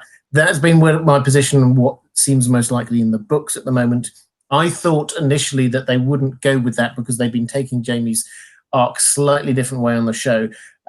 So I then, before this season, got into this, I'm changing my mind on this all the time, you see, got into this pattern of thinking that Arya would probably do it. I liked the idea that you came out with the, it was Arya pretending to be Jaime, because obviously this is to do with ending Arya's kill list, which she's had all the way from season 2. So that was where I was at. Now, however, she's killed the Night King. I think that was her big moment. I don't think they'll have her killing the Night King and killing Cersei. So I've now moved back, particularly with Jaime heading south. I've now moved back to the idea that Jaime's going to do it. So that's where I'm at. I've moved around a little bit, but at the moment, my favorite is Jaime. A couple of things in the chat. Peter Broughton saying, hi, I'm new here. Welcome. And then Diane the Wolf Panther saying, you forgot that she lit up the slavers' fleet. Yeah, so she did, as I say, the point about the fire was these are fires that she personally lights. Not with her dragons. She kills lots of people with her dragons. Sam's family, she killed the warlocks over in Karth, obviously the slavers, things that lots of people die with dragon fire, but that's a matter, and this is a book thing rather than the show thing, but that's a matter for of which fires does she personally light rather than just get her dragons to light. So that was answering quite a long way round, but Aaron Peets, do you think Jorah's funeral pyre will be Dany's third fire? So that is something that she did personally light, but I don't think that that's necessarily the same going to be in the books as the show. G. Joe saying, off topic, thanks to the Well Told Tale channel that I've bought and read Call of Cthulhu and other H.P. Lovecraft novels. So thank you for your work, Robert. You're a good man, as Brand would say. I hope this doesn't mean I have to go and charge at the Night King. But thank you. For those who don't know, I have a second channel, which is called The Well Told Tale. There is a link down in the description. It's a little bit of a passion project for me, to be honest. I love audiobooks, I love audio narration, and I absolutely love classic science fiction and fantasy, the kind of things that are just the staples of the genre that I adore. And so basically it's a channel of me just narrating the stories that I love, and we're going through all of the classics. As I say, we've done Call of Cthulhu, we did Frankenstein, we've done a whole load of stuff. At the moment, we're working our way through The Time Machine by H.G. Wells, which is a fantastic story. So if you're at all interested in that, please do go check the link down in my description. And thank you very much. It means a lot to me that you can be exposed to new authors, new stories through that, and the fact that you've gone off and bought other H.P. Lovecraft things is fantastic. I am really pleased. So hang on, I just need a quick sip. Let's go back to Tyrion. So Tara W says, Tyrion said, please don't to Varys. Don't kill. Did he mean, so this is something you were picking up on, Axel, so love your thoughts on this one. Did he mean don't kill Dany or don't get yourself killed by Dany? Which way do you think he was going with this? I think that it's entirely possible to read that line both ways, that he's saying to him, please don't do this, don't kill Dany, don't go down this road of treason. Or he's also saying, because previously he had said to him, you're discussing treason, so it had been brought up that he was, and it had kind of already been brought up that he was secondarily saying, look, I told you, don't do this, because this could spend the end for you. You know what's happening here. We're having a high level conversation. So I think it could be read either way, and we're going to find out this episode. Yes, I think I would agree. I think this is very much a thing. I think he meant it, don't do this, because of all these different things going to happen. I think they both knew, they're both clever people, they both knew what the implications were of what Varys was suggesting, and Tyrion was just saying, just don't. Eileen Jasmine says, no question, just wanted to say great live stream, guys. Thank you. Tom Davies says, super chat on behalf of Matthew Bacon. I love it when people do super chats on behalf of someone else. There's the chat is moving so quickly, it's really hard to keep up with everything that's there. So super chats, I know that I can see because they get highlighted, and it's incredibly generous when people pick up on questions and comments from people and do a super chat on their behalf. But this just simply says something wine related. So I have got my quite a dinky little glass of wine that I if you're a regular viewer, and you know, I leave that generally for the end of the stream. Once we're all finished, as a little reward for myself, but I leave it just to one side in case I need courage halfway through. But thank you so much. Stan Tahi says, "What do you think will be the third big twist?" Now, this is an interesting question. So, for those who don't know, the Dan and Dave, the showrunners, they said that when they did have these chats with George R. R. Martin about what's going to happen, there were three twists, three WTF moments, three things that just really caught them by surprise. Now, they've said two of them are the Hodor moment, of the door, Shireen being killed, and the third one, as of whenever they were saying this, hadn't happened yet. So there is somewhere within this season a big twist that we're not expecting. Now, I haven't heard them say whether or not one option is that was the Arya killing the Night King thing, which, you know, has many views on it. I don't think anyone can deny that it was surprising. It caught us all slightly, whoa, what happened there? So that's one possibility. The question is, could there be another thing coming up that's more of a plot twist with things that you weren't expecting, rather than just a here's how the battle ends kind of thing? So what do you reckon, Axel? It's going to be a third twist. What do you think that might be? Well, I mean, the thing that pops into mind right away is something that you had discussed briefly here, which is that Jon having to be put in a situation to kill Dany. That's kind of going around. I think people look at the prophecies as are outlined in the book, but are not really a huge part of the show. It seems like both of these things are sacrifices, right? So could we see a sacrifice? Someone sacrifices themselves? Could it be Jon? Could it be Dany? A crazy theory that I've heard, which I kind of thought, wow, that would be pretty interesting, is if Dany dies and Jon brings her back, Jon tries to use the same powers that brought him back to bring her back, and they kind of rule as the undead couple. I don't know, because those are very interesting points, aren't they, Robert? They weren't the Red Wedding, or, you know what I mean? Or some major, these are actually things. Shireen is not the biggest thing in the world, but it meant a lot to the story. So that makes me more interested than, ooh, there's a big battle or something. I like those character moments that turn the way you see the story or a person.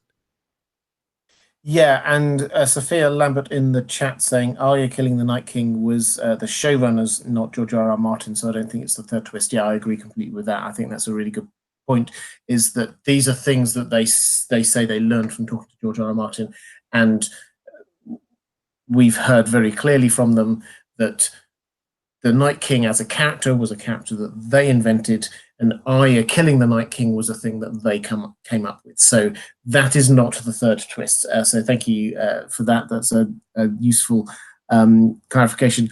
I mean, I'm not a gambling man. If I were, then I think the most likely one is something to do with Jon and Dany. And this idea, I was talking about it a moment ago in the context of this is in the books, that I think this might happen with Jon killing Dany. It's possible, and it's possible because they have set it up on the show. Now, the question about whether Dany is going to go mad or not, if she does start doing things that are easily seen as being evil or wrong or destroying innocent lives, that kind of thing, then people will start turning on her. People who, like Jon, will go, this person should not, or has to be stopped, this person should not be ruler. And that would be a huge twist. I think, pardon me, I think it would echo a lot of where the books might be coming from on this. Not necessarily done in the same way, but I think that as a twist, it would appear shocking and it would also fit with where they've set this up last episode. There is a rift between Jon and Dany. We've seen that, and we've seen that they're setting her up to at least get to that decision point about whether to do really bad things. If she does, somebody's going to try and stop her. That much is clear. What do you? So are you in line with that as a most likely thing? Yeah, I mean, I think that that if it's hard, I would find it hard for something of that to occur in this particular episode. Maybe that's something for the next one that they build up to. That would be rather fast. But as you outline, her taking action in King's Landing, being emboldened by it, and then people having to kind of come to Jon, whether it's Varys, whether it's other people, Tyrion even, Sansa, of course, saying you've got to, put her in check, and then she doesn't listen, and she rejects him too because of the fear of him using his lineage to usurp her. They have set it up. So I could see it happening, and boy, that would be quite a moment, wouldn't it? I would have to stay off Twitter for at least 48 hours. Yeah, I think that it would be a big plot twist, and it really depends on how they deliver it, whether they could pull that one off. Sir Brendan Shivers the Cool, great name, says, thanks for taking my question. This super chat is just to support your Traveller's Guide to Essos. It's sure to be excellent. For those who don't know, one of the things I do on this channel, it was on a weekly basis for about a year. I did the Traveller's Guide to Westeros, which is my take on exploring the world of Westeros that George R.R. Martin has given us, and I do it in a slightly different way as a traveler's guide, as a sort of a world-weary traveler going around and just experiencing things. So it's not just about what's the history of a place, it's what does it look like, what does it smell like, how does it feel, what's going on, is it hot or cold, just try and evoke the senses about what places are like in that world. And just before this season, we reached the end of Westeros. So we've done Westeros. We might nip back there a little bit later, but we've done all of the main places in Westeros. So as of the end of the season, in a couple of weeks' time, I will be starting the Traveller's Guide back up again. Going to be doing the Traveller's Guide to Essos. So we're going to start off in Braavos. It's my favorite city in the whole of the Game of Thrones world. And we're going to do 3 or 4 Traveller's Guides within Braavos. We're going to look at the House of Black and White, the Sea Lord's Palace, the Iron Bank, all things like that. So thank you so much. I really enjoyed doing the Traveller's Guides. They're creative outlet for me as well as a great chance to explore the world. So thank you. I'm looking forward to that. Charlie Moreno says, Podcast Winterfell, great insights. Lost was one of my favorite shows as well. Let's not get trapped up too much into whether or not we like Lost, but what about Tyrion becoming king? Hashtag Parliament / breaking the wheel. What do you think about this idea then, Axel? Do you think Tyrion might become king? Well, first off, thank you everyone in the chat for the kind words. I really do appreciate it. And, it's just Robert making me look good because this guy is the best. I do appreciate it all, though. Tyrion has a marred history, doesn't he? He hasn't always given the greatest advice. He seems to be really, as Dany had feared, swayed by his family. And even in the way he spoke to Cersei, oh, come on, I know you have a heart. It's just maybe that wasn't the right way to go. It obviously didn't work out.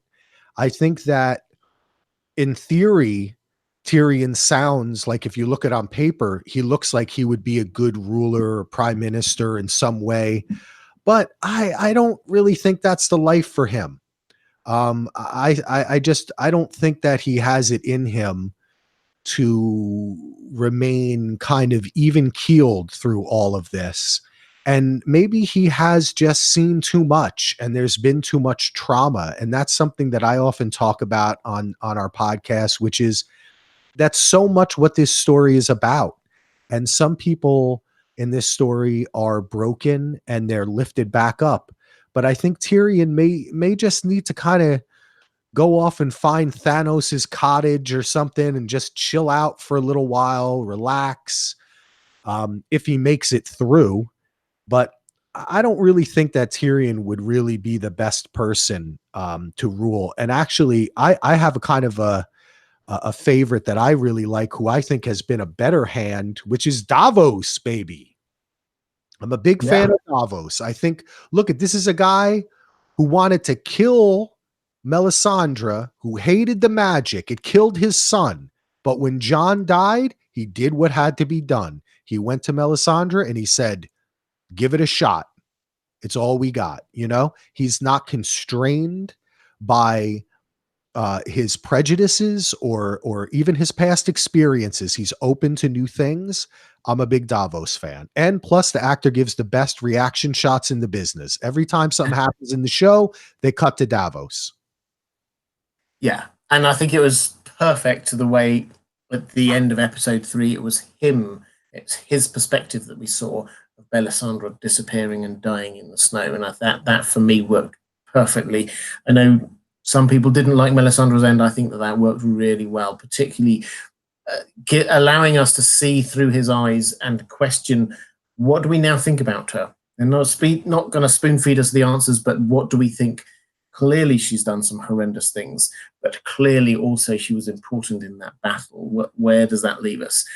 Just on the Tyrion thing, Stantahi in the chat points out Stephen King thinks that there's a possibility that Tyrion might become king. Yeah, he did tweet out about this, I think, a week or so ago. And Stephen King clearly knows a thing or two about telling a good story. And he was just playing with the idea that maybe Tyrion would end up. I think I would tend to agree with you that that's not where his story's going to end. Certainly on the show, he's not been, in the last season, 2 seasons, maybe 3 seasons, he's not been the person he was before. So it would be quite a turnabout for him to suddenly become king. But in Meereen, when he and Varys were ruling it during peaceful times, they actually did a really good job. It just went to pot that, then they got attacked. But they turned that around. I think that if he survives, I would want Tyrion to be part of the team going forward, because he's clearly got a lot of great administrative skills. Maybe he could be the person, master of the coin, who's in charge of the money. Maybe Davos could be hand of the king or queen. So yeah, that's there. Stay York saying, please congratulate Sheffield United and Stockport County for both gaining promotion for their respective divisions this year. Sheffield United to the Premiership, Stockport to the National League. Niche football, this is real football, American, sorry. Niche football shout outs there, but yeah, well done, guys, that's good. I'm not, as a Man U fan, I'm not really big on the Premier League at the moment, but these things come in circles. Give it next season. Let's pick up with Matty Jones, who says, all men must die is a clue. So this is Lana Allen. So I should say this is Lana Allen doing a super chat on behalf of Matty Jones. Again, thank you. I really love it when people doing that. Say all men must die is a clue. So do you think everyone will die? I mean, Tyrion was in the room, and remember when they were having the old fireside chat, and he said, wouldn't it be funny if we all survived? And they did. And then last episode, he said, or we could all burn and die. So, maybe they will all die, or maybe in a sense that is a metaphor for this story, which has seen a lot of the strong men die and the rise of women. You have the most powerful people left in this story really are women right now. And who killed the Night King? Arya. So there's a little bit of a hint there. And if you know about George and his history and his wife and even how they met, my understanding is they met in my fair city of Portland, Oregon, right here, which, by the way, is the soccer capital of America. We call it soccer. I'll call it football for you. That's fine. I'm a big fan. Played with a foot and a ball. It works for me. My son, I had to have a 20-minute conversation. He said, I don't get it, Dad. Why do they call it football? They throw it. But yeah, it's we'll have to see what happens. Absolutely, yeah. The throwing games is more hand egg is the way I see that one.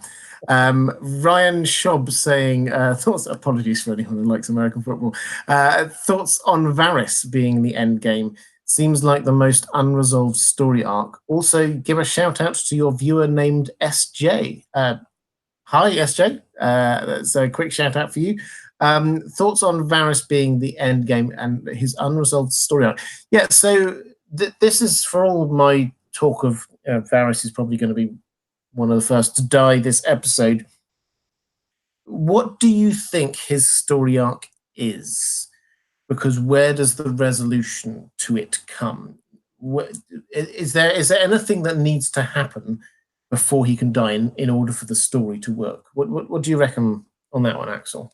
Well, I think that Varys arc is one, and you made your great video. Everyone should check it out, where he's always played the politics. He's rose up from nothing, and he's played the politics at a high rate. I mean, he's been involved in 5 different kings and queens, right? Up to this point. And I think that the conclusion of his arc is very well put into what's happening with him and Tyrion. This could be the last time he gets involved in politics at this level and sticks his nose into it or tries to push it in one way or the other in the name of the realm, and it ends his life. So it's always been a high wire act that he's played, going back to the great discussions that he used to have with Littlefinger, where they talked about that. And in the end, it's the Game of Thrones, right? You play or you die. And I think that he's probably headed the way of the dying part. Yeah, I think so. And I think so he hasn't really had an arc. In the books, he's very much tied in with a very complicated plot to get this third potential Targaryen onto the throne. And so that is where his arc is taking him there. On the show, they've missed out that whole thing with Aegon, and the whole sort of Dornish plot going on. So because that's come out, Varys's kind of storyline has sort of flatlined, in my view. That's that he's just sort of gone along and he's surviving rather than anything else. So I think he's one of the few characters who hasn't got so much of a story arc towards the end of it. It's just that, as I said in that video, it's very, very noticeable that all of the ruling elite at the beginning of the show, all of the leaders of the main houses, every member of the small council, the Lord's Commander of the Night's Watch and of the King's Guard, the High Septon, the Grand Maester, every single person at the top at the beginning of the show is dead, except Varys. Varys is the last member of that original ruling caste. And I think that in order for there to be a new start, he has to also go. So I think, if anything, that's what is left with his character arc, is that he has to be the last remaining person of this, how the Game of Thrones operated, because he is somebody who plays the Game of Thrones. Crochet Nerd, I don't want this to get distracted too much into sports chat, but Crochet Nerd saying, what do those in the UK call baseball, aka the greatest sport that America has come out with? We have a child sport called rounders. We tend to think of it as being like your version of that, but with more helmets and things. So Alex Mora, thank you so much for your super chat. I think, guys, we're going to go for about another 10 minutes or so. So if you've got any more questions, now is the time to drop them into the chat. My Selby's on fire says, would like to shout out to Tom Davies for shouting out Matthew Bacon, who couldn't donate tonight. We'll have a drink whilst watching tonight in your honor. Well, yeah, absolutely. It's getting slightly meta here with people shouting out people for shouting out other people, but thank you so much. Well, as I say, we've got about 10 more minutes. So, Axel, what's your overall thought then on if you could give us a slightly different slant on this next episode? Where do you think it's going to end? Now, this is the thing. When I was coming out with my sort of preview for the episode, this was the bit that I couldn't quite work out, because clearly there's going to be a big confrontation in King's Landing. Is there enough plot for the final episode, episode 6, with just tying up the loose ends afterwards? Is this going to end with there's the Battle of King's Landing and then the end of it? Or is it going to be slightly more free-flowing? I hope that's kind of a vague question, but I think it's where's the dividing line between episodes 5 and 6 in your mind? Well, I mean, this is a great question, and it's on everyone's mind, because at the same time that we fear that we may have lost extended episodes, more episodes, a longer season, we're also looking at this and saying, oh my gosh, there's only 2 more episodes left. Like, they got it. They only have this much time. They have to do it. They have no choice. You had kind of said offhanded that they might, that it might be kind of, you didn't really think that they would kind of jump ahead in the final episode, but I think that there's a chance that they might. I do think that there's actually a chance that we could see our current story, or at least the battle portion of it, right? Cersei or Dany both taken out, and this ends.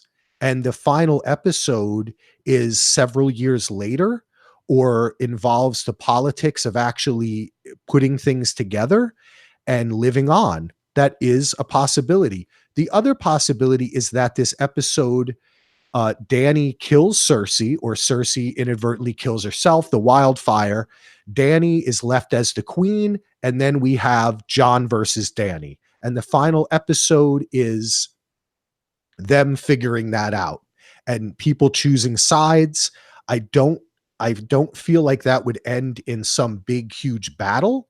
I think it might end with a conversation in a quiet room, much as this series began. I think that we're coming back around to that. Either way, I would not mind the jumping ahead. Ken, who's a frequent guest, and he used to have a podcast called Cripples, Bastards, and Broken Things. He's going to be back with me this week. We're going to record a podcast on Wednesday. He was really in love with the idea of them jumping forward, because he thinks it signals a new spring, right? Now, isn't the last book called A Song of Spring? Is that what it's called? Dream of Spring, yeah. Dream of Spring. I like that. A dream. So maybe it'll be like a dream-like moving forward. It could also, Robert, let me bring this into play here, and I don't want to get people too excited, but I'm not particularly convinced that the magic is over. Bran still has a mark on his arm. I think that there's something to be said for him carrying the memories of the world with him, whether the dragons survive or what kind of balance magic must have.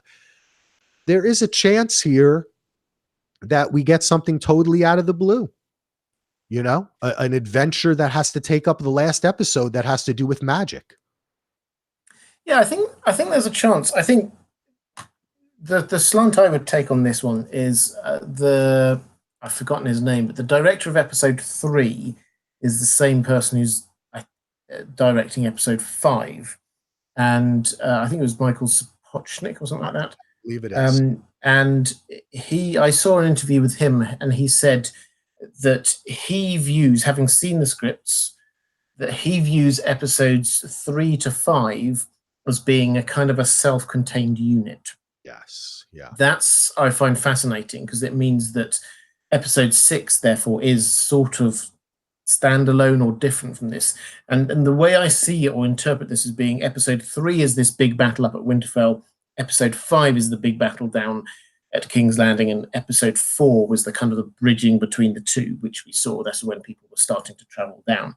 So I think that we will see the battle at King's Landing, and that be the resolution to that. And then, so episode 6 is going to be the aftermath in some way. And the question is, what needs to be done? Clearly, there are going to be some people betraying some other people. There will be some characters who we think might need, like Euron.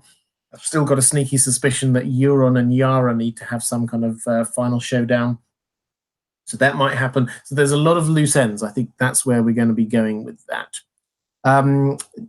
Got a couple more super chats, and also my moderators. Thank you so much you've been doing a fantastic job today.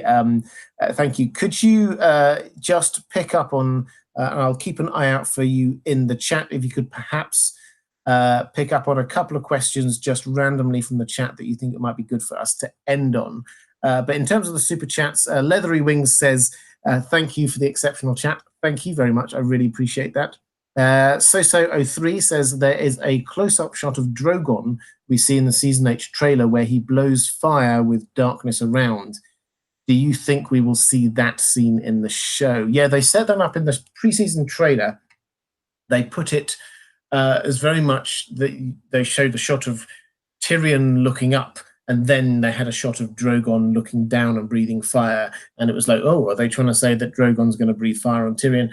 That was very clearly a jump cut between two things in an attempt to make us think that, but they were different scenes. My best guess now, don't know if this is going to happen, but my best guess now is that is a shot of Drogon, because they're clearly wanting us to see either killing a very important character, because we're seeing it from their perspective, or destroying the Iron Throne. Those are the two things that I could see possibly happening. Drogon is going to be destroying something with fire, and I think that image is from this episode. But I think it's, it could be Varys, I guess, because he did. Danny did promise to be killing Varys if he'd ever betrayed her, and he has. What do you think? Who do you think that Drogon might be toasting?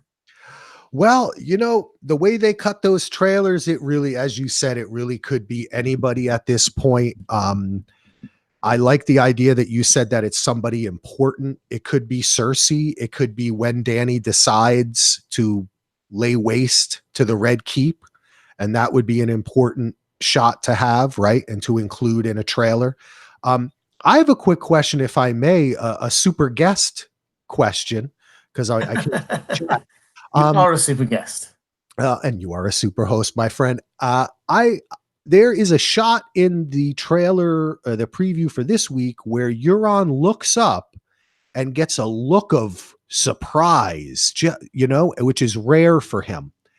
And a lot of people have been speculating, what is Euron looking at? Did you notice that shot, Robert? Or do you have any thoughts on that? I did, and I do have thoughts on it. So I think this is building around this idea of how is Danny going to approach this? I put this in my trailer breakdown video. So far, she's been caught out by these scorpions twice now. Both times it's because it's a surprise attack on her. Now, this time she's got a chance to think about how is it that she could take on the scorpions, which clearly can be taking out dragons in flight. That seems to be a show-only thing. George R. R. Martin's being very clear that that's not really how it happens in the books. Dragonhide is a lot tougher than that. But in the show, they clearly can take down dragons.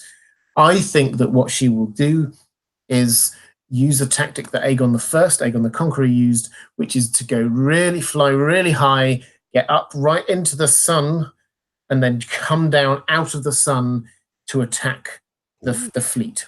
Cool. I think that's the way that she's going to be doing it. And I think the fact that he's shielding his eyes implies that he's looking for something up there, but he can't quite make it out. And I think that's what it is. So we're going to get a quite dramatic shot of him trying to figure out what's going on. And then suddenly, before you know it, there's a dragon who's just like dive bombing down and attacking. That is what I think is going on there. Did you have another thought on that, a different perspective?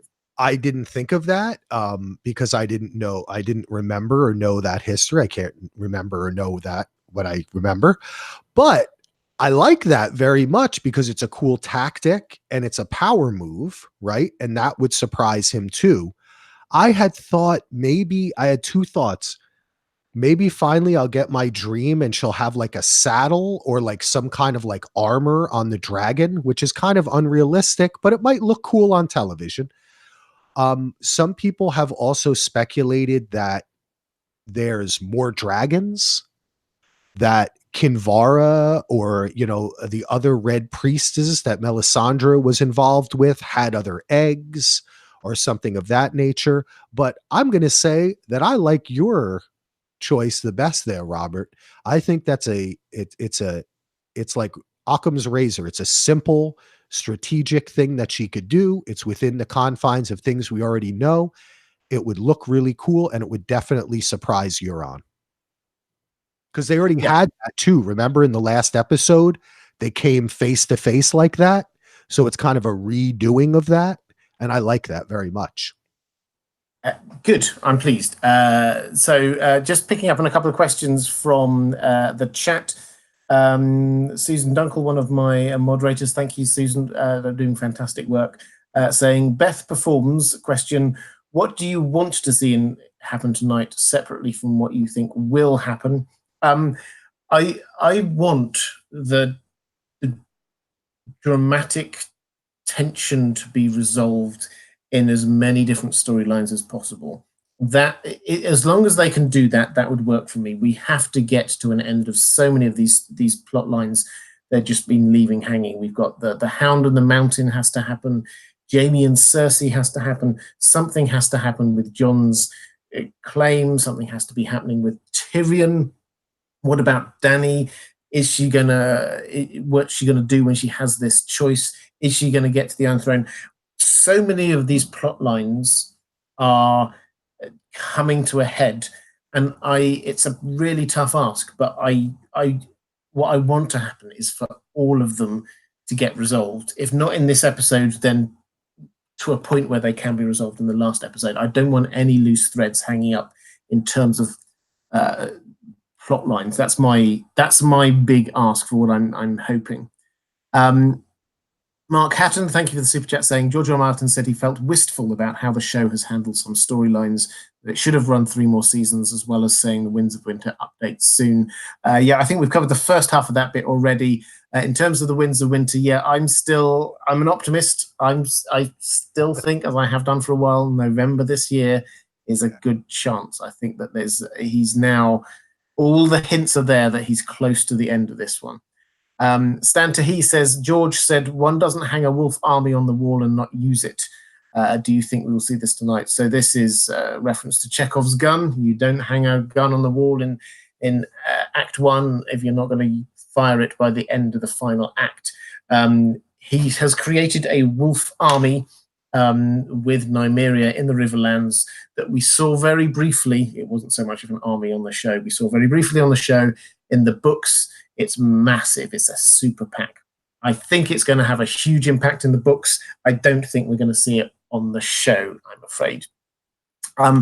Axel, I'm going to throw this question to you. We've got 2 questions. If you answer both of them, thanks, Chrissy of Oldstones, one of my other fantastic moderators.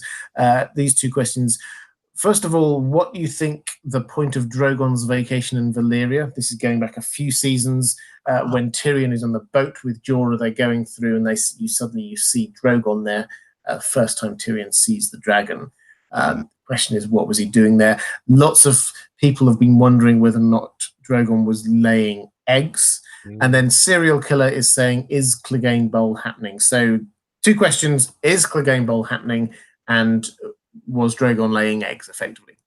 I'll answer the first question. Thank you for the questions, people in the chat. You're awesome. And as far as Clegane Bowl, I think we're going to see it. I'm not like a kind of war fighting kind of guy. I mean, I enjoy a good fight like the rest of us. So I've not been particularly rooting for the Hound storyline to end with a fight with his brother, but I think it's inevitable and I think it will happen. And I think the Hound will be successful. I do have a crazy theory that the Hound kills the Mountain and Arya takes the Mountain's face, but that's just because I'm crazy. As far as what was the secondary question again?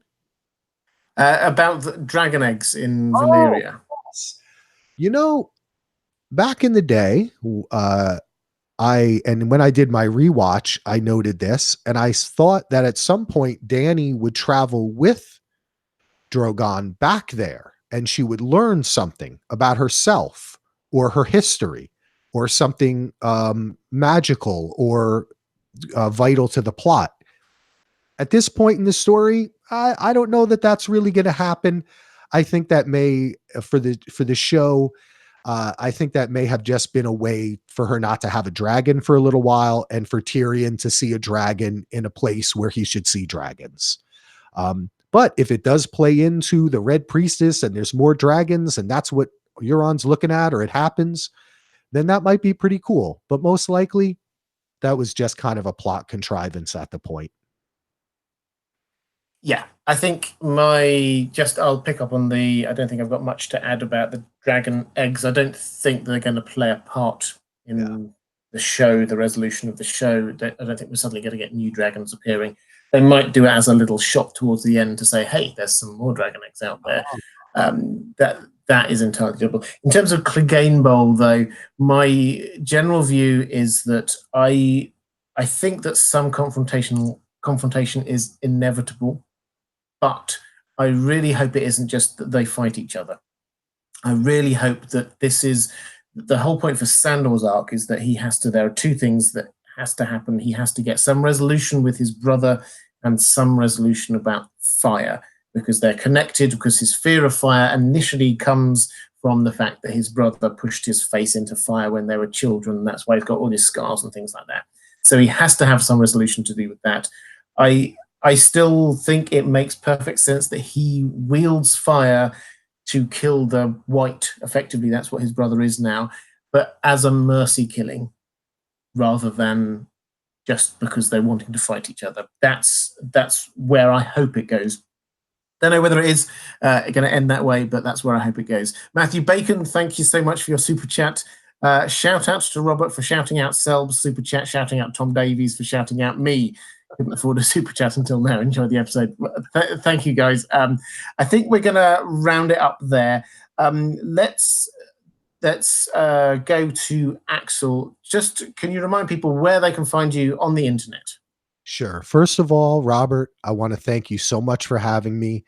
You have definitely handled thousands of people in a chat scrolling by faster than lightning. Thanks to all the chat moderators. Thanks for everyone joining, watching now and in the future. You can find me at dvrpodcast.com and podcastwinterfell.com. I do a daily podcast, which I'm getting back to after Game of Thrones, called Daily DVR, where I talk about all types of film and TV. We're going to be covering Big Little Lies. We're going to be back with Westworld. We might jump on and cover The Expanse. We love all kinds of TV, but we will be back, most importantly, this evening with the original founder of Podcast Winterfell, Matt Murdock, will be joining me for our initial reaction. I can't wait to see the show. Thank you, Robert. This has really made me so excited. I could probably go like 2 more hours, but I need to save some of my energy. You're the best, brother. Thank you so much. The pleasure is all mine. Thank you. And I'm really looking forward already to collaborating on Westworld Season 3. It's something we both really, really enjoy. Guys, I always, at the end of this, I say, try and recommend a few different places to look for post-show analysis. We've already heard from Axel. I mentioned Bronsteris earlier in the show. Also, you might want to check out Secrets of the Citadel. Gemma, who's been on here a few times, she's got quite a few of my other collaborators there. I think Azora Hype is going to be there, probably JR as well, if you'd like to check them out after the episode. Guys, thank you so much. A final big thank you to the moderators and also to my patrons. I mean it when I say I can't do it without you. If you are at all interested in becoming a patron of the channel, there's a whole series of benefits there. I do audio recordings exclusively for my patrons, things like the pre-release chapters of The Winds of Winter. I've done some audio recordings for my patrons there, or if you just want to support the channel. So if you're watching later, hopefully somewhere around here will appear a link to my Patreon page. Somewhere around here, hopefully will appear a link to some of the other content I've been doing about Season 8 of Game of Thrones. Thanks, everyone. Enjoy the episode. I will see you on the other side, and I shall see you for the live stream on Thursday. Take care.